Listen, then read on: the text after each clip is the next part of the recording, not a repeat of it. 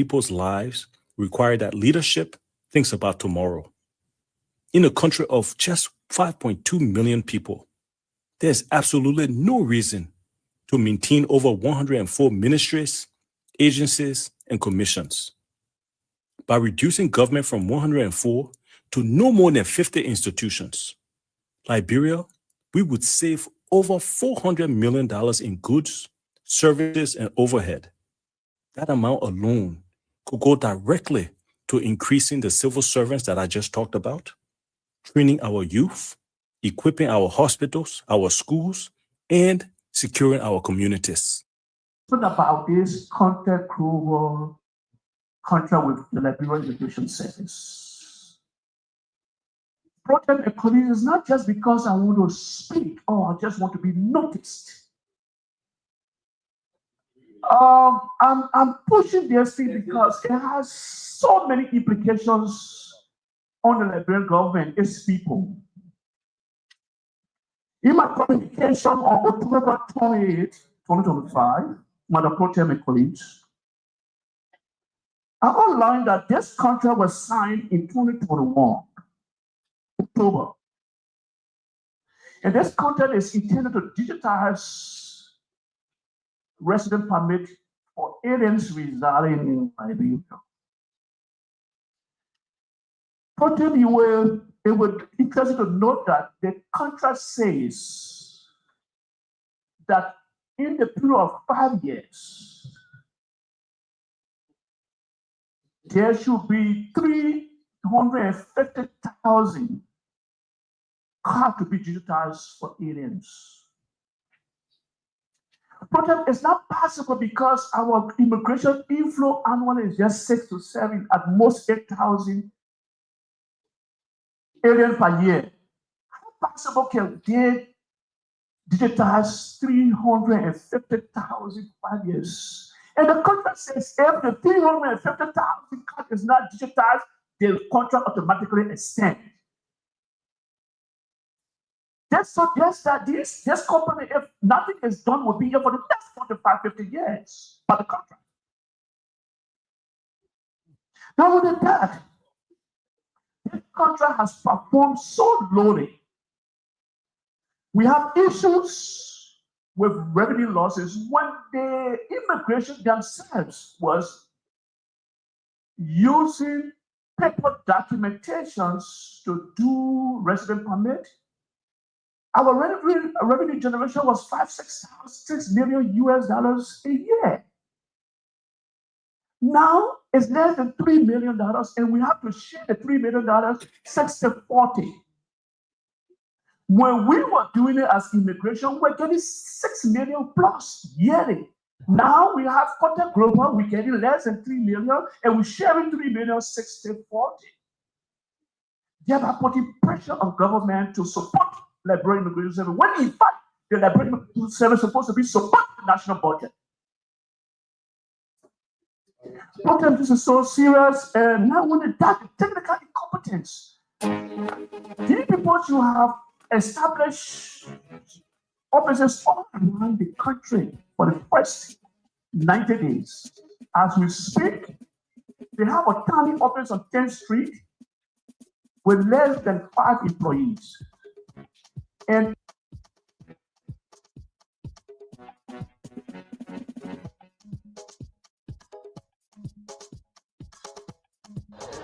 Achi, what are you doing in the field? Hello? Achi, what are you doing on the field? I came on an issue. What the issue? The issue here, there was one guy that was working here, and then according to him, he said the paper that was here, the paper left without paying him. So who sent you there now? Who sent you the authorization to go there? He asked me, let me explain now. No, I just want to know who sent you there. It's a fast story, but who sent you there? Who authorized you? There was an issue long because people just brought your complaint from the office again. You went to undermine your friends. You just brought that to me not too long. You left from there, you go to another place. You need to stop it kind of thing now. You need to stop it. You need the business people alone. You need to stop it. Where are you calling from? What the place name? I didn't realize. What part of red? Get the phone, man. Put the phone speaker. In listening to you. I said, what you say? What's your name again? Your name? Shukla. Let me speak. I don't want to speak like that. No, he said he must put Hello. the phone speaker. Shukla. Shukla. So what the issue there now? What you go do there? That's what I'm saying. According to the guy, he said he was working, and then the paper left and went since 2 months, and then there's no way for him to come out of work, and he did not get his benefit. So I come in and listen. So then I came and asked, I said, who's the manager? Who is the complaint? Why is the guy that complain? So he is not on ground yet. So I came to do spot or you call it investigation. I alone first. People place, man. Why you call why? So I come in and secondly another individual is here without a work permit again as well. Listen to me. What you just came from somewhere again, brought your complaint to me. Maya just brought your complaint. You want another place, somebody just put on there. So you're not going home, you know somebody not giving you say nobody should go on the field. If any minister wants you to go anywhere, they give you citation to do communication, you go there. You leave the people places alone and lead them, man. You lead the people. You lead them. Start embarrassing the business people. When for everybody going inspection, you go to the places you got issue, you go there on ID. But you can say no inspection, then you harass the people. It's not good. No. 2 times just today, my day and I bring you one complaint. That is not harassment. I gave you the instance or the case now. Leave it. We did not send you. Nobody send you there. If there are issue, you bring it to our attention. We'll do communication. We'll do citation. The book come and explain to us why we that way. That's how it should be. China again, they put your complaint. I see that my day very complaint. I say your disregard, I will handle it. Though I brought you here, you see that I wasn't the one who brought you, fine, granted. But your relationship with minister should not make you to always be in the street. It's not good. It's not comfort. It's not. I need a people place, man. Don't do that. So I want to start by recognizing the senator, the senior senator of Nimba County, Senator Young Fire. So I want to start by recognizing the senator, the senior.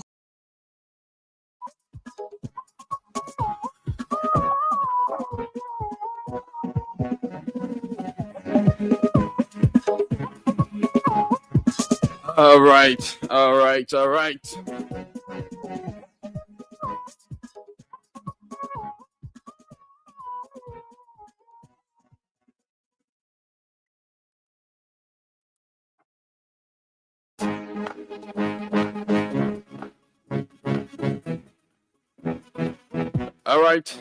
Good morning, Liberia. Good morning to everyone listening, everyone viewing this morning. Good morning to every dreamer, every fighter, and every believer across this great nation, Liberia. Today happens to be the first day of the last month in the year 2025. A powerful reminder that no matter how the year began, it is how you finish it that defines your story. December has arrived with a clear message. Rise again, push again, believe again, because new beginnings are still possible. This is the season of reflection, the season of purpose, and the season to prepare for greater things ahead.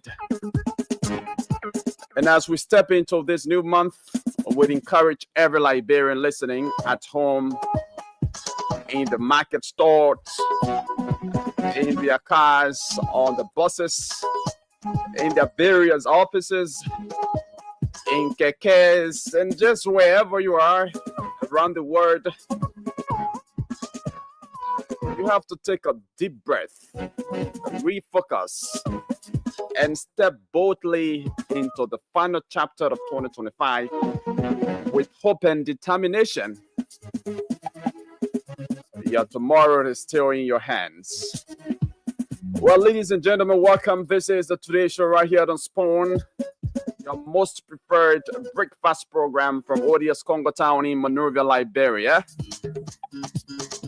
This is the nation's most engaging political, social, economic, and religious conversation platform where voices are heard, where issues are unpacked, and the truth is placed on the table for national reflection and constructive debate. We are coming to you live and in high definition on Spoon 107.5 megahertz, Spoon TV Live as well, on Facebook, Fabric FM 101.1 megahertz, and Fabric TV Live. We also streaming live on Super TV, and of course via our YouTube channel at Spoon Talk. And we're coming to you from the heart of ODS Congo Town here in Monrovia, Liberia, bringing you the conversations that shape our democracy, that affect our livelihoods, and influence our communities. This is the platform where we go beyond the headlines. Welcome to it. And of course, my name is Yekezi Zwobel. As usual, I'm seated here alongside my colleague, Sylvester Wowie. Sylvester will be live on the show shortly once he gets into StreamYard. So welcome to it, and let's have a wonderful time together. Hope your weekend was blessed. It was very, very good. It's 40 minutes on the flip side of 8 o'clock. We'll be delving into some of the trending national issues in the country today. As a matter of fact, today is World AIDS Day. Yes, today, December 1, is commemorated across the world as World AIDS Day. And the theme is overcoming disruption, transforming the AIDS response. And the national theme is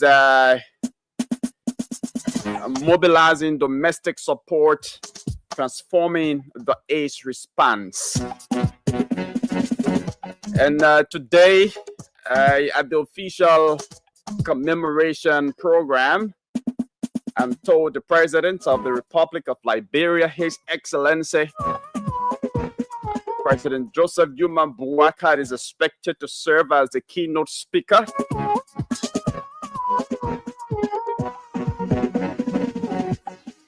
And a happy belated birth anniversary to the President. Yesterday was his birthday.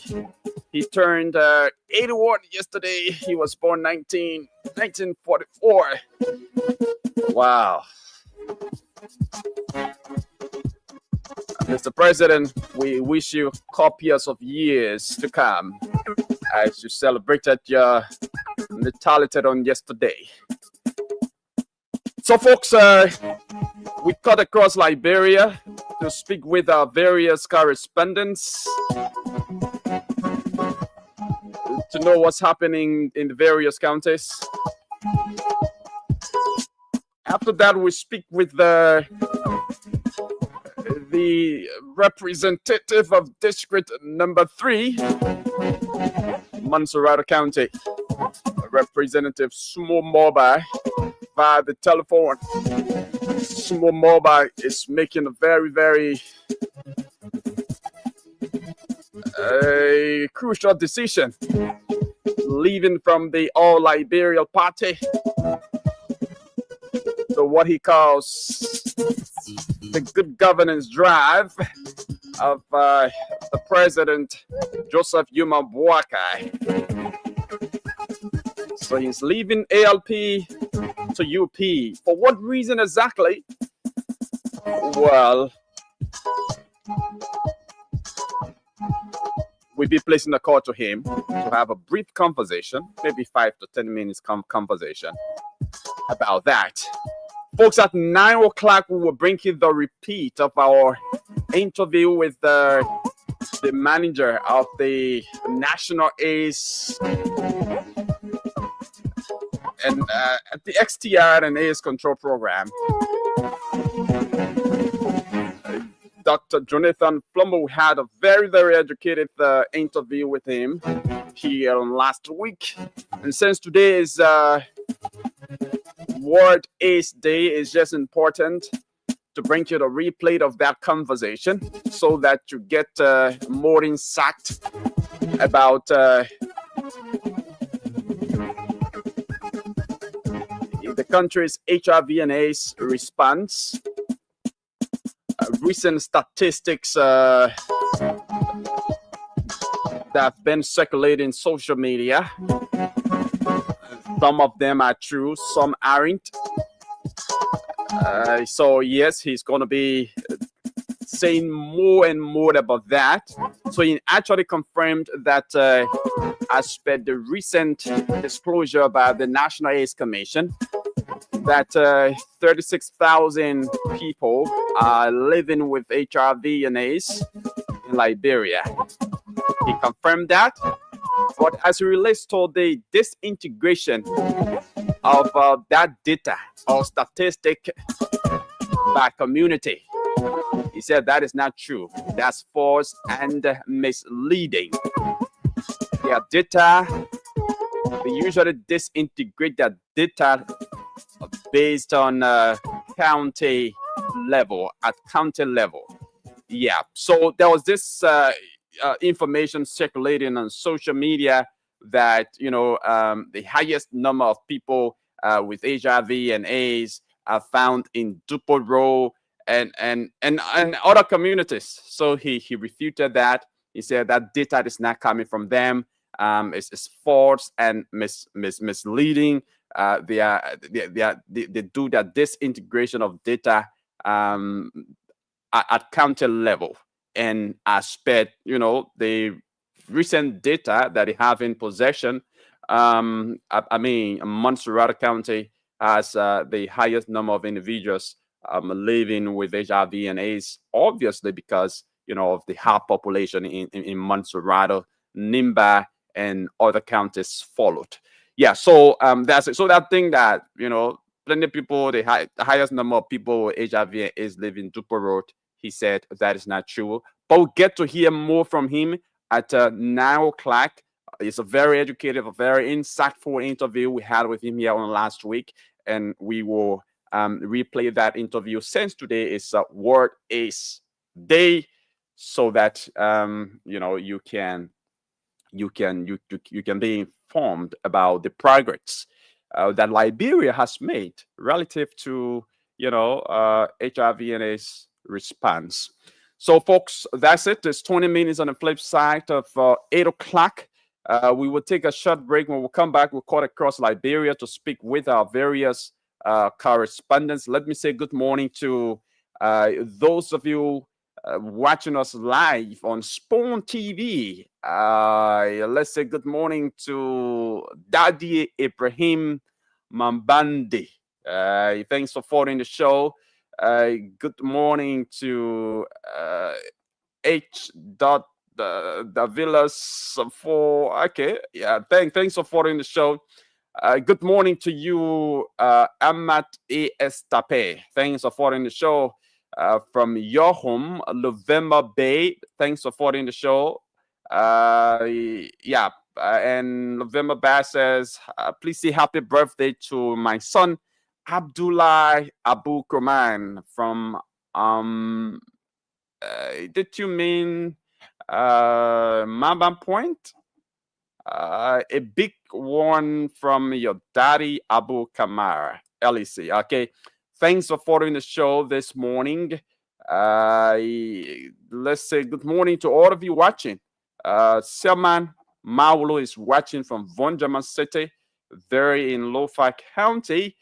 William W. Wulu is also following the show. Good morning. Vafi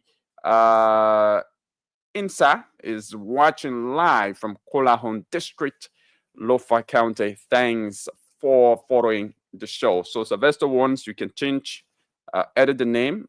Yes, I'm going to bring you on. So, folks, let's call across Liberia to speak with some of our correspondents this morning. Let's begin with Bassa County to know what's happening there this Monday morning, the first day of the month of December, and it is a pleasure, to have seen this month. In Bassa County, we are getting information about a reported dark substance believed by many to be crude oil seeping from the ground.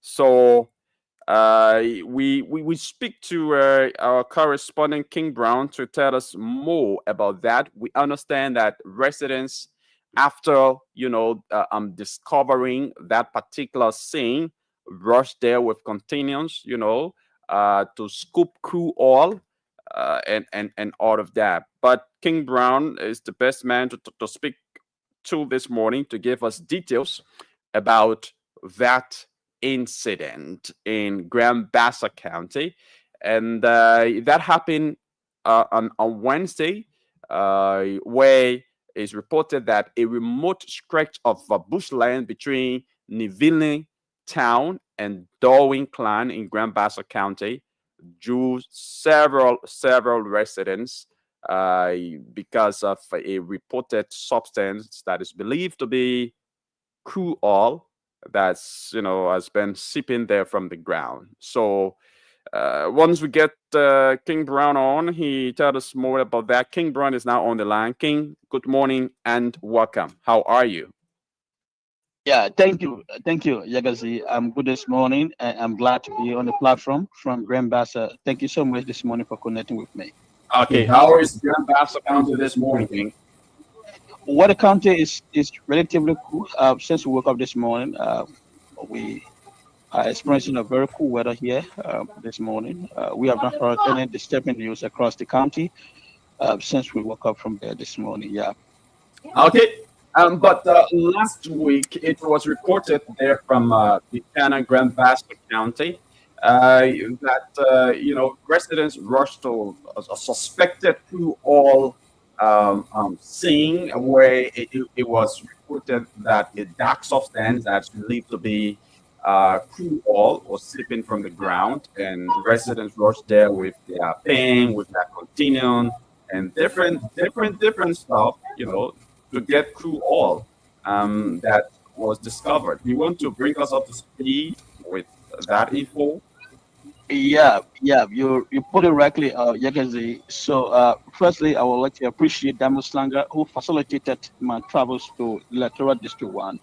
And so, what happened there is, it was on Wednesday morning when we heard that residents from surrounding towns and villages trooped to a scene where they believe that crude oil was discovered. And so they went there with their continuous gallons, quart of gallons. They went with cups, baby mothers, children, men, women. They all were there, and they were there dipping the suspected crude oil from on top of the water. And so that place was a scene of attraction. Just imagine that place was very butchered. But after that suspected crude oil was discovered there, the residents from around that place, they went there within no time. They brushed the entire place, laid all of the trees down, and they all went there and started doing that. And so when we got the information, we went there and we met them there, and some of them we saw them putting the suspected crude oil in tubs, gallons, cups, with excitement and curiosity. They were there carrying it home to go there and see whether it is truly the crude oil that they talk about. Some said that they didn't know, they don't know what is that, but because they saw other people taking it, and that's why they went there to take some.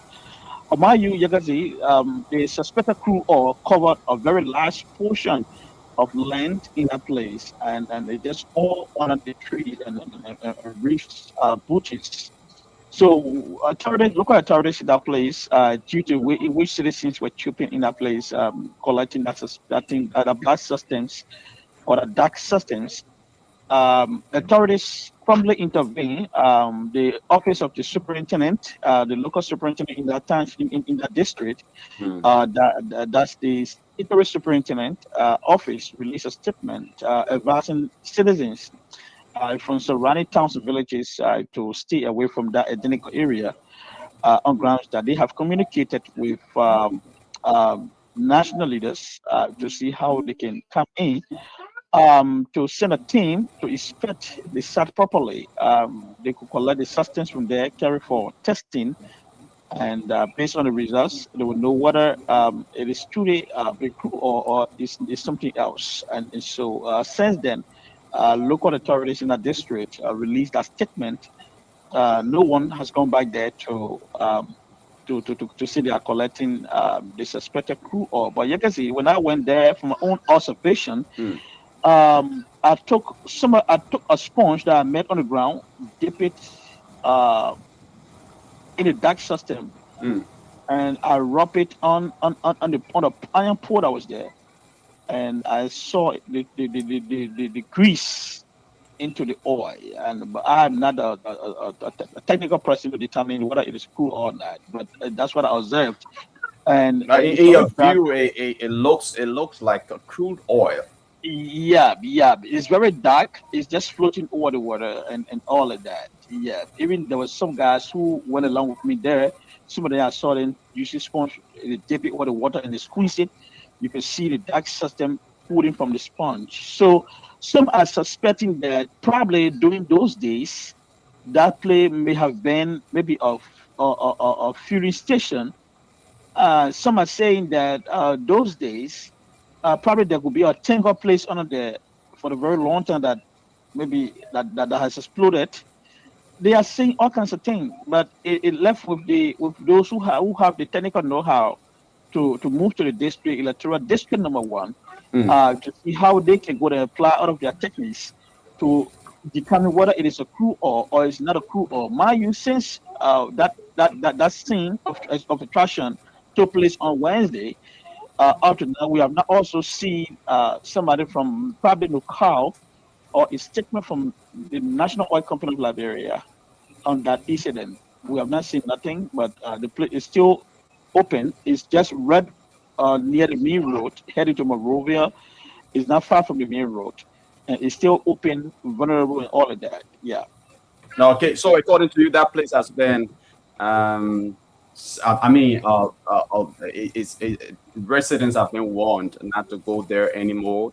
That the place has been secluded for in investigation for the technical people to go there and do their own investigation. But how protected is that area? Because I know there's an open environment, and even with the warning given by the authority or the order given by the local authorities there, I know there are still some people who will want to go there, to scoop out crude oil. Yeah. So, local authorities in the district, what it did was to firstly warn their citizens, that's the residents of that place, not to go there or to be seen taking or collecting uh, what they see is a crude oil. They advise them to stay away so that those who have the technical expertise can come in and they can verify whether it is a crude oil or not. But the place has not been barricaded by anything. The place is still open. Anybody can just walk in. Even if you want to go there toward to do what you want to do, you can do that. Though, like other many are saying that it is a raw, even if it is a crude oil, it is a raw substance that cannot be used anywhere until it is refound. But the place has not been barricaded. The place has not been placed in the context of secure place. The place is still open. Okay. Anyone can just go in and come out. Yeah, Yeah. but the local So authority only ban people from going there for now. Okay, so another concern is, those who were taking out the crude oil, scooping the crude oil from there. What have they done, or what are they doing with the crude oil? What did they use the crude oil they were sipping from over there? What did they use it for? Well, some of them who I spoke with, they told me that they put the oil in gallons. Whatsoever they had that could hold that sustain, they put it there and they carry it to their house, and it is sitting there. That's what they told me. Some of them said they have used small portion of the oil to even light fire to cook their food, and it works. That's what they told me. So they just said that they are not using it for any reason, but they just said it that after they heard the news, they also the one with that excitement on grounds that they were going to go collect oil to sell it and get some financial benefits. But on the other side around, they said that they contacted a few other guys who can buy a few, and they said that they cannot buy that one, so they just get it sitting home with them. They're Okay. doing nothing with it. Yeah. Yeah. So Sylvester has a question for you. Kings, let me say good morning to you. Yeah. Good morning, Sylvester. Thank you so much. If I got you clear, I mean, there's nothing like security present in the uh, area that was, let me say, set aside by the authority, the local authority that in Brown House, the restricted zone. I mean, there's nothing like security present in the authority where. Yeah, yeah. No security. Not a single security officer is around that place. No security officer absolutely there. The place is just open and vulnerable that anybody can walk in and do anything. Where the oil was discovered, or the suspected oil was discovered, it is not near or closer to any towns or village, but it's situated in a quiet location where no town or villages is around, and people who pass to that place, they are always either on vehicle or on a motorbike. Okay. So how was the what appeared to be a crude oil? How was it discovered? Who discovered it? So residents there said that you know the roadside breaching that the Ministry of Public Works, or the back upon, not the Ministry of Public Works, the Library Road Fund back upon. They said that when they did the roadside breaching, and they reached to that identical place, and then they went down the hole to push the grass down. It was how they saw the whole thing, the whole black stuff over the water. And one of them went there to verify to see what was that, and how they said that they saw the discovery. So they went back and started and spread the word from town to villages and people who they knew. And a few other people went there to see exactly what this person was talking about. And then when they went there, and then they tested it too, they said they felt the oil on their hand, and how when they started carrying the news around, and how everybody started running to the place. So it was a single person who made a discovery, and went and informed other people who they knew, and the other people went there too, and they verified that, and they too went out and started calling who they thought they would call to go and benefit from that, and how the whole thing spread. And how soon are the local authorities saying that technical folks or people go there, to do their own investigation to figure it out as to whether this is actually a crude oil, and to know where it's coming from and all of that. Yeah. So the office of the statutory superintendent informed reporters that he was going to communicate with the county superintendent to see what they too at county level can dispatch team to just go there and view the site, and then they can come back to communicate with national leaders. But since Wednesday up to now, there have been no official statement from either the office of the county superintendent or the statutory district superintendent as well. Nothing at all. And also, there have been no statement coming from the national government or the responsible agency or ministry responsible for that. Okay, King, thank you very much. Is there any other development you want to fill us in with before taking leave of you? What another development here from the county, it has to do with the Unity Party fundraising program that was held on Saturday here in Buchanan. That program brought together schools of partisans from the five electoral districts of the county. We also witnessed some top-ranking government officials who came to um, to be part of the program, like the likes of Mr. Rex Basigia was here, Madam Louis Kutu, Madam Madeline Dakusa, who headed the fundraising committee and all of that. And so, though the rain was not easy here, but the partisans and that of their leadership, they challenged, they defied the rain, and they were at their party headquarters doing the program. The superintendent of the county, Mr. Kai Johnson, ahead of that fundraiser, was also on the side doing mobilization. He mobilized some young men who came from the CDC, the ALP, and that of the Liberty Party. And so they were able to have people coming from these three political parties joining the Unity Party officially through the influence of Superintendent Kai Johnson in Grand Bassa County. So that's it. But since the fundraiser program ended on Saturday, we have not officially spoken with the community chair, Madam Madeline Dakosa, to find out whether their targets were met in terms of the amount, because they said they wanted to raise a little over $3 million dollars to build Grand Bassa County Unity Party headquarters. And so we have done met before to see whether we can have an interview to find out whether the 3 million or the little over $3 million dollars target that they projected, whether it was met or not, or whether there are other alternative plans just in case maybe the fundraiser program fails, or what they're going to do next and all of that. But we hope to talk more by the grace of God during this week. Thank you. Thank you very much, King Brown, there from Grand Bassa County. It's been a pleasure. Thank you so much. Thank you so much. All right, so that's it, King Brown, our Grand Bassa County correspondent. Let's go to Nimba County to speak with Victor Cooper, our Upper Nimba County correspondent, this morning to tell us what's unfolding there in Nimba County as well.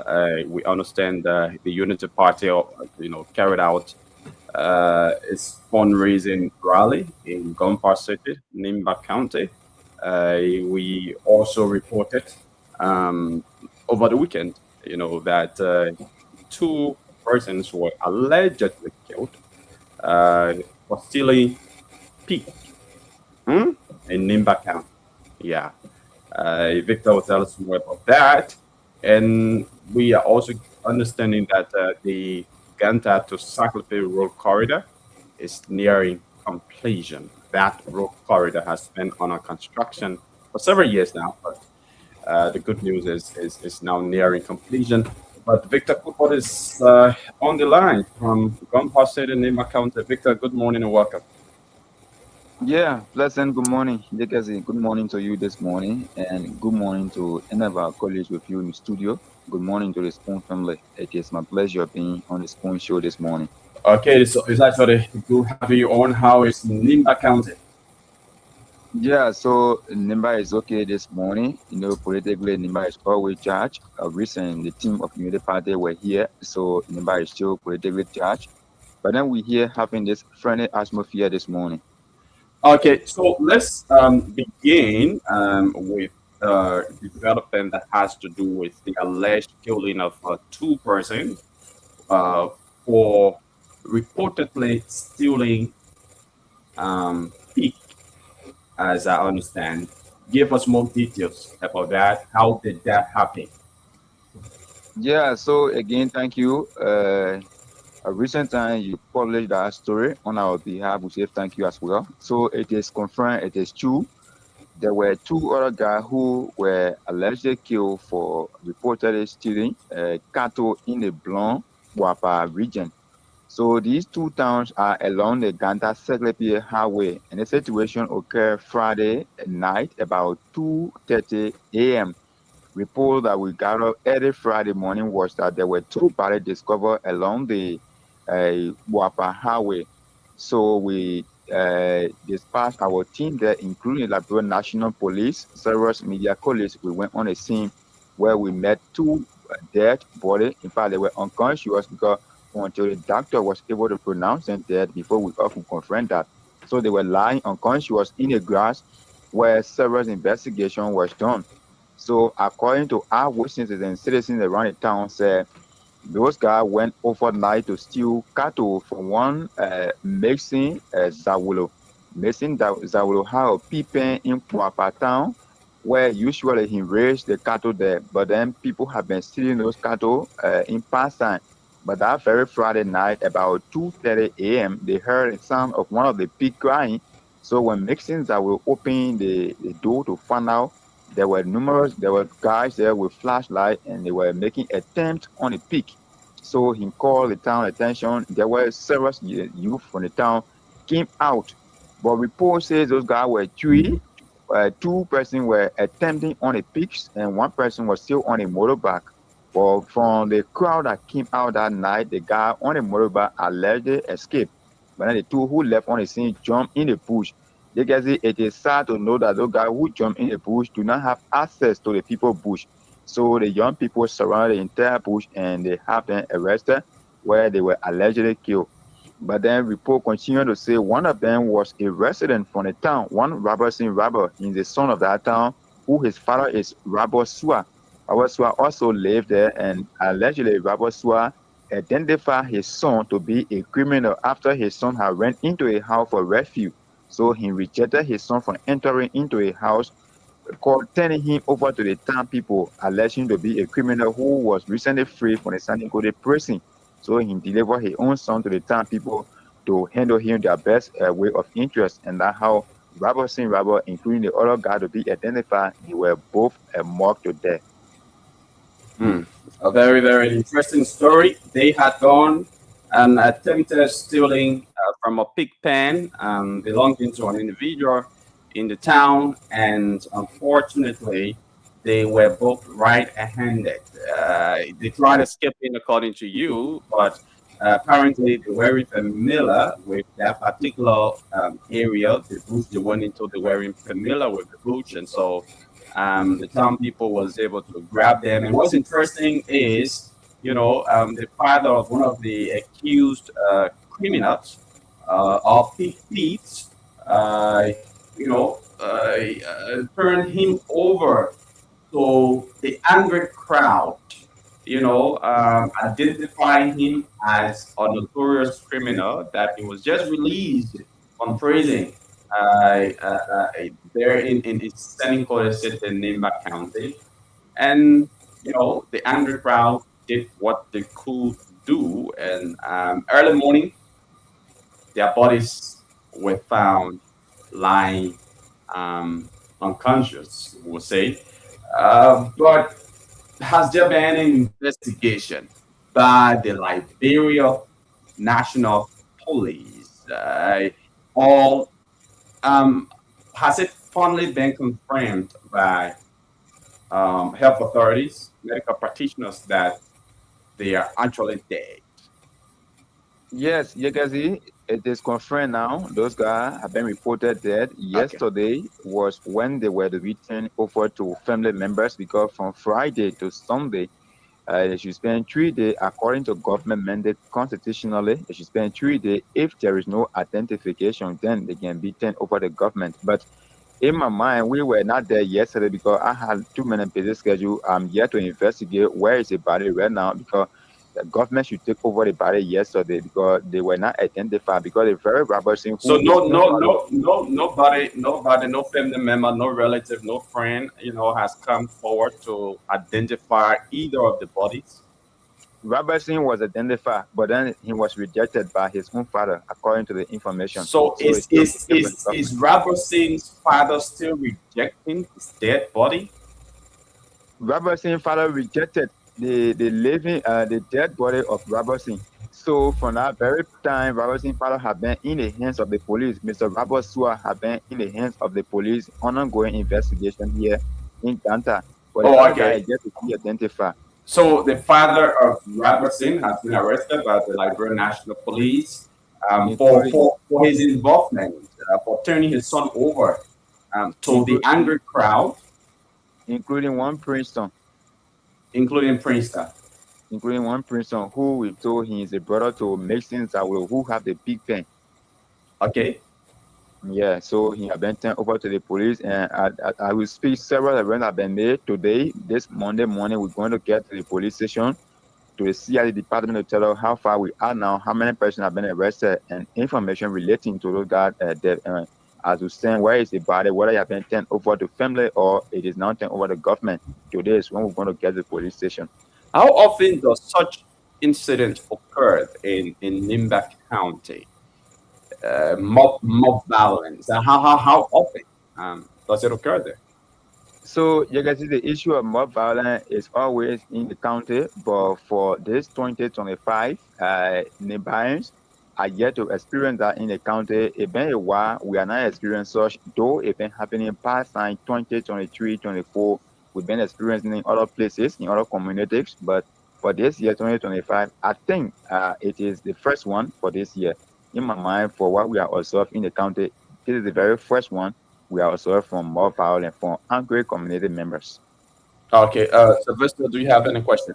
Yes, Victor, my understanding is on Friday, the Vice President of the Republic and family member of the late Prince Johnson had a brief ceremony to commemorate, the date of his death. Can you speak to that? Yeah, Sylvester, thank you. I should have included that in our report, but just I'm sorry, but we can still elaborate on that. Yes, this one Friday, the families of the late Senator Prince Y. Johnson assembled at the PYJ Polytechnic to still remember him in terms of the feast celebration. Even though there have been numerous information around the place that the feast will never be celebrated, it will be postponed. But it shocked everyone when we saw the presence of the vice president. Several leaders of the county were here during the feast. But according to Terry Johnson, who is the senior son of the late Senator Prince Y. Johnson, whether the county postponed their celebration or not, this is the day that his father departed the earth. So it will always be remembered. That is why he and his family came down to remember his father in that manner. So while the county postponed, they might have their own time in future to celebrate. But November 28th was the day his father departed the earth. So he still remembered that. That is why he dispatched a team. And that ceremony was also observed by the vice president, the wife of the late senator, including the superintendent of the county and several leaders from the county as well. The show was confirmed Friday. The event was held here in Ganta. So that basically was just a family celebration. That wasn't the official feast that has been talked about previously. You are right. You are right. Definitely, it was the family-owned celebration or remembrance. So we still look up to the county whether there is another plan for future celebration of the feast. Even though we said it's postponed. Okay. Was the Senator Samuel Koga present? No. He was not here. The senator was not present. Everyone was shocked, but there was no representative from the office to make a statement. He was not present. Is there no official statement or reasons provided for which he was absent? I didn't get that. Was there an official statement, stating the reason for which the senator was absent from the program? No. The media team is yet to hear from the office of the senator why he was not present, but he was not here officially. Senator Kogan was not in Nimba County, and there was no process for him. Okay. And finally, pertaining that, what were some of the activities that characterized that celebration? Normally, they have to lay wreath on a grave. Normally, people have to ask the family to take heart, and they were things that were said on the scene. So they usually share here, and they have some formal ceremony at the PYJ Polytechnic Hall there. Right after the hall, everyone marched to the grave where they lay wreath on the grave, and everyone were dismissed. I mean, we heard of this, well-publicized protest by students. Was there any disruption? No, the students themselves were there. The student community headed by our guy in Roland B. Yomi. Their entire team were there with several young people. There were no disruption. I think there were no disruption from the start to the end. Every one of them marched with the past president to the grave. You know, the grave that kind of a little bit small, so everyone could not enter, but the team were able to march with the past president to the grave site where they laid their wreath on the grave. So there were no protests, there were no disruption. The process was peaceful, even though they went to move, but it was peaceful. Okay, Victor, thank you very much. Let's move over to another development there in Nimba County. We understand that the Unity Party launched fundraising there over the weekend. You want to bring us up to speed with that development? Yeah, you can see, they refer to that as a GB festival here in Ganta. It was held on Saturday. Okay. So yeah, in Ganta, United Partisans, more especially several supporters and members from the county, assembled at the Spark Entertainment Center opposite the Jungle Energy Power here in LPMC that brought together several members of the party, including officials, the vice president, ministers from the party coming from the county, Senator Nyanti Tuayen. They were all here present, and that occasion was meant to raise funds for the party headquarters to be built in various counties. So Nimba were raising their own fund for their own county party headquarters. Okay, and how much did they raise? The amount raised was not announced. You can see publicly the amount raised was not announced. So there were several pledges, officials who came there, gave cash. People from different organizations, ministers were able to give their own donation. But the unfortunate thing is that the vice president openly said he did not count for the GB festival or he did not count for the event. He came for the feast of the late senator, but then coincidentally the process came, so he was forced to just participate with the Unity Partisans. So he was not able to pledge anything or give anything at that occasion. So one thing that shocked everyone was a GB bowl was sold for 150 USD. One bottle of beer was sold for $50. One bottle of star was sold for 20 USD. So it was just meant for the officials, in fact, members of the party, to be able to support their own party. I'm concerned when you say the vice president said he was not in the know of the fundraising rally by the Unity Party in Bassa City, Nimba County, and the vice president is a member of the Unity Party. So it's kind of surprise. It's a surprise to hear that the vice president, was not in the know of a Unity Party fundraising rally in Bassa City, Nimba County. To get me corrected, I said he said in his quotation he did not come for the event.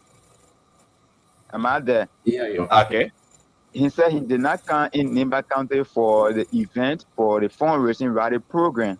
Purposely, he came for the senator feast in the county until coincidentally the program came about. So he was just coerced to attend it, but he did not make any pledge because he is the country property. According to him, he don't want to be jeopardized with the peace of the people of Nimba. He is the entire country property, so he will not be able to raise any fund for Nimba County alone. If he will pledge or he will give something, it will be across the entire 15 county where he will go and make donation to all the counties, but not for a specific county like Nimba. So Nimba people have their program in their own name, but not in the name of him, the vice president. So he did not make any pledge, he did not make any donation, but he promised that everything he will do for Nimba, he will share across the 15 county. Victor, thank you very much.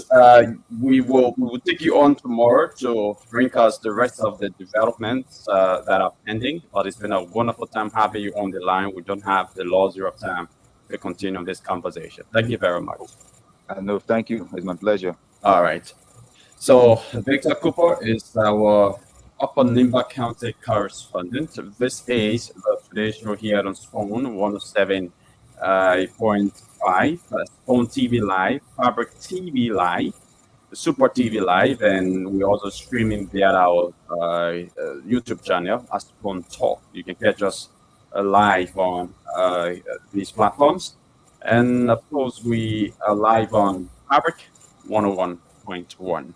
It's 3 minutes coming up to 9 o'clock. At 9 o'clock, we'll bring you our interview with the program manager of the National STI and AIDS Control Program at the Ministry of Health. Dr. Jonathan Flomo will be here to, kind of give us an insight about the country's HIV and AIDS response status.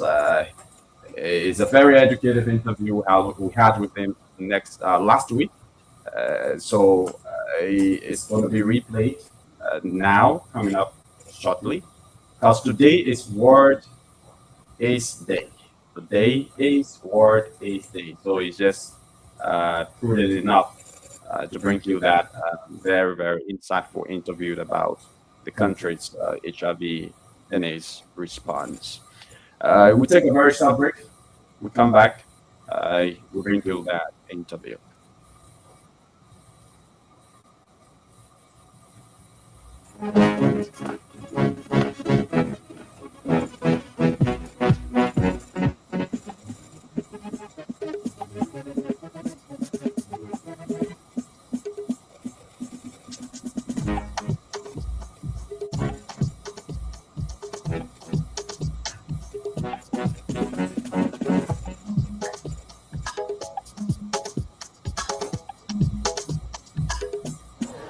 Achi, what you do in the field? Hello? Achi, what you doing on the field? I came on an issue. What the issue? The issue here, there was one guy that was working here, and then according to him, he said the paper that was here, the paper left without paying him. So who sent you there now? Who sent you the authorization to go there? He asked me, let me explain now. No, I just want to know who sent you there. It's a fine story, but who sent you there? Who authorized you? There was an issue long because people since. just brought your complaint from the office again. You went to undermine your friends. You just brought that to me not too long. You left from there, you go to another place. You need to stop it kind of thing now. You need to stop it. You leave the business people alone. You need to stop it. Where you calling from? What the place name? I didn't realize. What part of red? Get the phone and put the phone speaker. In listening to you. I said, you said, what your name again? Your name? Shukla. Let me speak. I don't want to speak like that. No, he said he put the phone speaker. Shukla. So what the issue there now? What you go do there? That's what I'm saying. According to the guy, he said he was working, and then the paper left and went since 2 months, and then there's no way for him to come out of work, and he did not get his benefit. So I come in and listen. So then I came and asked, I said, who's the manager? Who is the complaint? Why is the guy that complain? So he is not on ground yet. So I came to do spot or you call it investigation. I alone first. People place, man. Why you call why? So I come in and secondly another individual is here without a work permit again as well. Listen to me. What you just came from somewhere again, they brought your complaint to me. Maya just brought your complaint. You want another place, somebody just put on it. So you're not going home, you know somebody not giving you say nobody should go on the field. If any minister wants you to go anywhere, they give you citation to do communication, you go there. You leave the people places alone and lead them, man. You lead the people. You lead them. Start embarrassing the business people. Wherever for everybody go inspection, you go to the places you got issue, you go there on ID. But you can say no inspection, then you harass the people. You not good? No. 2 times just today, my Biama there and I bring you one complaint. That is not harassment. I gave you the instance or the case now. Leave it. We did not send you. Nobody send you there. If there are issue, you bring it to our attention. We do communication. We do citation. The people come and explain to us why it that way. That's how it should be. China again, they put up a complaint. I see that Biama there a complaint. I say, this guy, I will handle it. Do I brought you here? You see that I wasn't the one who brought you fine, granted. But your relationship with minister should not make you to always be in the street. It's not good. It's not comfort. It's not. I need a people place, man.